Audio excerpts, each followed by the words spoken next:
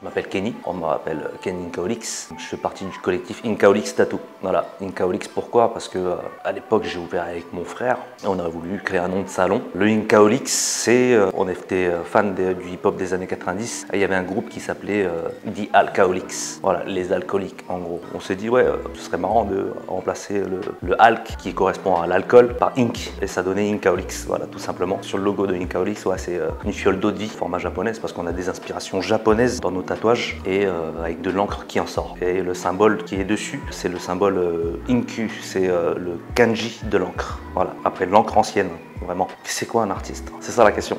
Ouais, c'est quoi un artiste? Ouais. Franchement, c'est l'argent. Moi, je pense pas que ce soit un titre ou autre qu'on s'attribue. Voilà. On peut dire que je suis artiste dans le sens où je suis dans le monde artistique. Voilà, tout simplement. C'est ma réponse à la question. Suis-je un artiste? Ça, c'est aux autres de penser pour moi si je suis un artiste ou pas. Alors, mon activité, c'est le tatouage. Après, c'est une forme artistique assez particulière parce que ça permet de faire voyager en fait notre art. Moi, elle s'exprime à travers mon style, la culture japonaise, voilà, surtout la pop culture, le manga, m'exprime en fait dans ce milieu-là mieux que dans d'autres. Voilà. Je fais aussi un peu de réalisme et tout, mais mon art il s'exprime par ça. Bon, on n'a pas de vie. On n'a pas de vie parce que ouais, on est un petit peu obsessionnel, on pense qu'à ça.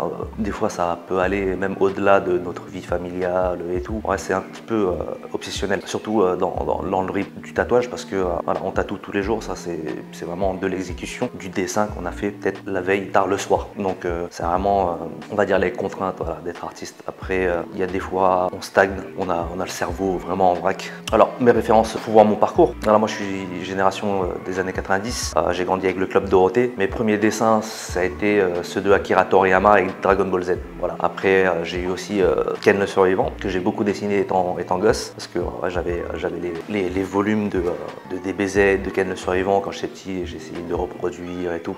Ça a été mes premières inspirations. Après est venu ensuite Naruto, voilà, dans le début des années 2000, mon adolescence, voilà, je l'ai passé à vraiment dessiner que du Naruto. Ensuite, quand je suis devenu tatoueur à 24 ans, là, j'ai commencé à regarder les différents styles de tatouage qui me plaisaient. Donc je suis tombé sur pas mal d'artistes. On va pas dire que je les référence dans mes favoris ou autres, mais ils m'ont vachement inspiré. Je cite Sarah Fabel, Carlos Torres en réalisme, Tony Hu de chez Chronic Ink et tout son collectif aussi qui font du néo-traditionnel asiatique et plein d'autres. Hein. Ça a été des inspirations pour moi où je me suis dit ouais, ils ont un bête de style. C'est dans le similaire que je veux faire. D'autres moyens, moi j'étais danseur à l'époque, j'étais danseur professionnel, je faisais du b-boying, breakdance, et ça a été une façon pour moi de m'exprimer, d'extérioriser aussi cette fougue. Après je me suis beaucoup exprimé aussi dans le maniement des armes blanches, par exemple nunchaku, bâton et autres. Voilà, je me suis vraiment exprimé dedans. Ça revient à la première question, c'est qu'est-ce qu'un artiste finalement? Ouais. On va dire qu'aujourd'hui il y a une bataille entre tatoueurs et artistes tatoueurs. Il y a une petite bataille pour moi. Après ça dépend de nos idéaux. Voilà. Moi mes idéaux, je suis plutôt dans la créativité. Donc on peut dire que je suis dans la catégorie artiste tatoueur parce que voilà, j'ai ce pouvoir de création et le tatoueur ça va être celui qui fait des calcos. Donc est-ce qu'on peut dire que c'est des artistes? C'est une bataille. Voilà, parce qu'il y a certains tatoueurs qui ne font que reproduire mais ils le font super bien. Et pour moi, ça reste des artistes. Ils ont cette faculté de donner en fait cet esprit-là, un esprit dans leur pièce. Et pour moi, oui, ça reste des artistes. Après, il y a des tatoueurs qui font ça pour l'argent et pour moi, ce ne sont pas des artistes malheureusement. Aujourd'hui, dans la tête des gens, oui. Sur les papiers, non. Voilà. Au niveau de l'administration, non, on n'est pas considéré comme des artistes parce qu'on n'est même pas chez la chambre des artistes, on est à l'URSSAF et compagnie. Donc c'est un autre combat aussi, c'est un autre combat parce que c'est un art qui devrait être reconnu à sa juste valeur aujourd'hui.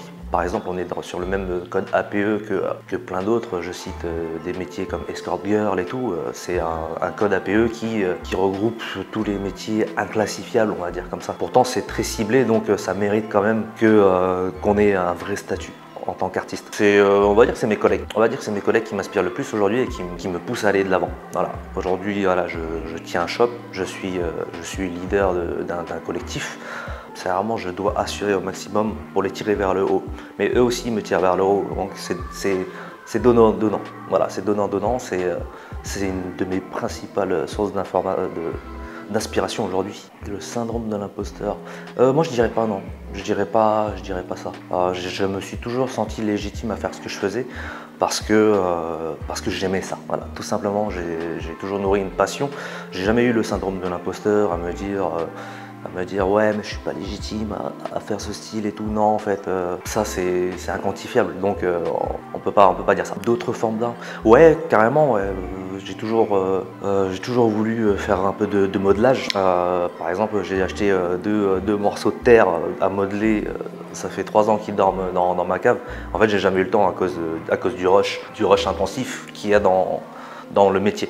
Voilà. Ça viendra un jour quand je déciderai de me poser et tout. Après, j'ai beaucoup d'histoires à raconter et j'aimerais de ouf réaliser mon rêve d'enfant, faire un manga. Je pense que c'est la nostalgie. J'arrive à bien retransmettre la nostalgie des pièces manga que je réalise. C'est rare que je tatoue des petits jeunes ou des anciens ou des nouveaux mangas.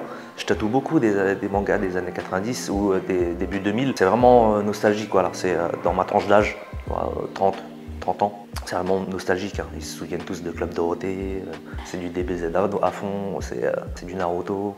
Donc c'est vraiment la nostalgie que je retransmets, ouais. Et j'essaie de donner un cachet supplémentaire qui fasse vraiment un format tatouage à ces pièces, à ces entre guillemets tatouages de gamin.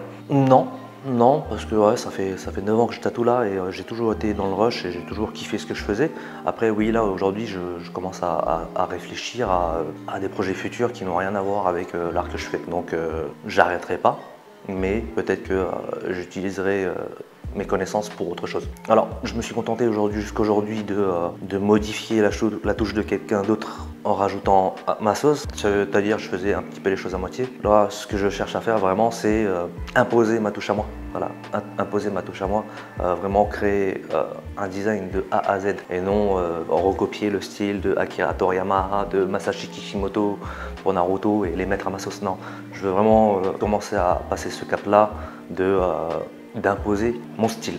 Parce qu'en vrai, peu de gens ont vraiment vu ma vraie façon de dessiner. Là aujourd'hui, quand on me demande un tatouage, généralement on m'envoie par mail la demande et tout. Je prends le thème de la personne et en fait j'aime bien avoir carte blanche. Voilà, j'aime bien avoir carte blanche et mon processus de création c'est ça. On m'envoie le thème, on me donne l'endroit et j'adapte le design à l'endroit. Parce que tous les modèles qu'on m'envoie par les clients ne sont peut-être pas adaptables sur la zone qu'ils veulent. C'est mon processus de création du projet. Ouais. Tout le monde connaît après le tatouage, c'est on pose un stencil et après hop, on y va. Ouais, c'est une question qui est quand même relativement complexe parce qu'on peut dire que j'en ai eu, comme on peut dire que j'en ai peut-être pas eu assez. Par exemple, voilà, j'avais pas mal de potes qui n'ont pas été là à la création de mon salon. Donc on peut dire qu'ils m'ont pas soutenu en gros. Mais après niveau familial, je me suis reconverti voilà, brusquement comme ça. Je suis passé de vendeur à tatoueur. Oui, ça a fait peur. Ça fait peur, on m'a dit oui c'est difficile, ouvrir un business c'est dur. Ouais, ça met un peu de bâton dans les roues, donc je pense pas ça pour du soutien. Voilà. Mais c'est à partir du moment où ils voient que ça marche, que là tu commences à recevoir du soutien. Voilà. Au début, ils ont du mal à croire au projet. Mais finalement, quand tu as un pied dedans, il n'y a rien qui est difficile. Les autres freins dans mon cheminement, ça a été la paperasse. Ça a été la paperasse. Voilà, passer de l'axis de la paperasse à comptable. Tu vois, parce qu'on est obligé de faire de la compta, on est obligé de faire des papiers. Ouais, c'est chiant quoi. On ne pensait pas que ça ferait autant partie de notre métier. Ça, c'est le gros côté négatif d'être à son compte, d'être tatoueur. Ou, tu vois, c'est dans n'importe quel domaine, hein, c'est ça. Hein, c'est à partir du moment où tu as de la paperasse à faire, ça devient chiant. La passion, juste la passion. Ouais, la passion, c'est le starter, c'est la clé de démarrage du moteur. Voilà, après la passion, c'est la rigueur, et après c'est la patience. Voilà, il faut être très patient, mais il faut être rigoureux. Dans la question précédente, on parlait de rigueur. Moi, ça a été ça. Ça a été beaucoup de rigueur. Au début, j'étais quand même j'étais très difficile avec moi-même, très autocritique. Et à l'époque, quand j'ai commencé ma carrière de tatoueur, j'essayais de forcer un petit peu. Et finalement, je me suis rendu compte qu'il fallait lâcher un petit peu de lest Il fallait lâcher un petit peu de lest et de temps en temps souffler, s'autoriser des vacances et tout. Même si oui, quand on ouvre un business, on pense à argent, argent, argent, argent. Oui, c'est étouffant à la fin. Et aujourd'hui, j'ai bien compris que faut savoir souffler de temps en temps et chercher d'autres inspirations, on va dire. Voilà, faire autre chose, une activité sportive, se vider un petit peu l'esprit pour filtrer un petit peu et laisser de la place dans notre cerveau. Voilà. Merci.